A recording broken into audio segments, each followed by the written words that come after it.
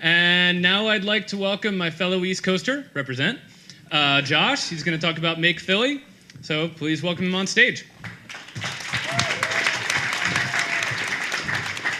So my name is Josh Kopel, and I flew all the way out here from Philadelphia to talk today at Ignite Seattle about Make Philly, which is an organization that was inspired by the magazine Make, published by the wonderful O'Reilly. My topic today is really the topic of Make Philadelphia, and that's fun without function. So about 2 years ago, almost exactly 2 years ago, in fact, we got a bunch of people together in a bar from a simple post on Craigslist, and we started talking about what it was that we can do in Philadelphia to sort of bring together people who are interested in technology and working together, and basically to have lots of fun. So since then, we've had picnics, and we've had races, and we've had all kinds of meetings. And we basically have one meeting every month. It's pretty consistent. We have a great home now in the University of the Arts in Pennsylvania.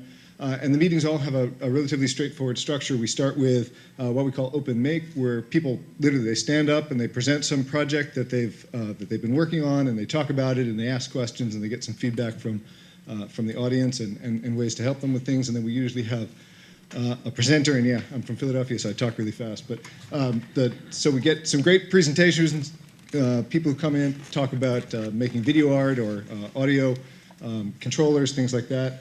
And then the last hour and a half of every meetings is what we call our Maker Challenge, and this is really the key element to the whole thing. And the Maker Challenge has been many things over many years. It's been miniature golf, it's been tractor pulls, it's been musical instruments, and these are all things that get made by teams of people at the meeting, and then it all gets taken apart at the end and thrown away. And the basic rule is that it's absolutely pointless. So there's really nothing here except the fun of getting together with a group of people and building something and challenging yourself and then taking it apart. And so we have this basic formula that we would come up with, which is that creativity plus interaction plus an engaging experience is almost always going to equal fun. And after about 13 of these meetings, we have this formula and some pretty simple rules that we've used that we can guarantee will make the whole thing work. And we have lots and lots of people who cycle through this. There's about 300 people total who come to our meetings over the course of a month.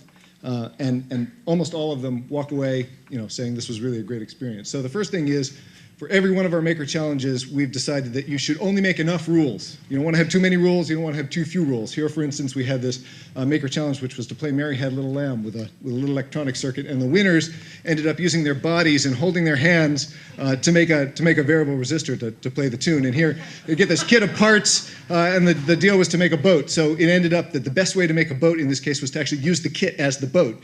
And so it gave people the structure to get started, but enough room to be creative. We also have discovered that competition is great. It drives people forward, it gets them interested and engaged, but we stay away from prizes, because when you start giving out prizes, the competition itself becomes the thing, the winning becomes the thing, as opposed to just basically having a friendly competition in which everybody is engaged and everybody wants to be involved and do the best that they can. And it's kind of that collaboration and the working together that really makes the whole thing much more interesting. So we gave up on prizes, and we don't do that anymore. Have we stopped? And the next rule is plan for chaos. Chaos will happen. It's almost guaranteed, but you have to start with some kind of a structure. We have these kits and these parts and this duct tape and all this stuff, and we put it together before every meeting, and we get ready, because as soon as we say that the Maker Challenge is on, we clear the room, and it turns into this.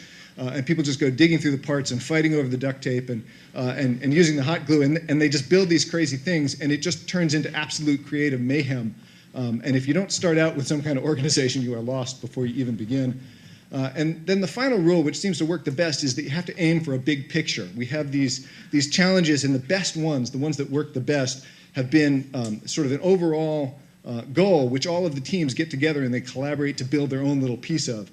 And the one that worked really amazingly was we built this whole Rube Goldberg contraption where in an hour, 6 teams put together their own individual pieces with an input-output API with a, and it ended up just running down to the end and raising a flag, and that was the goal of the whole thing.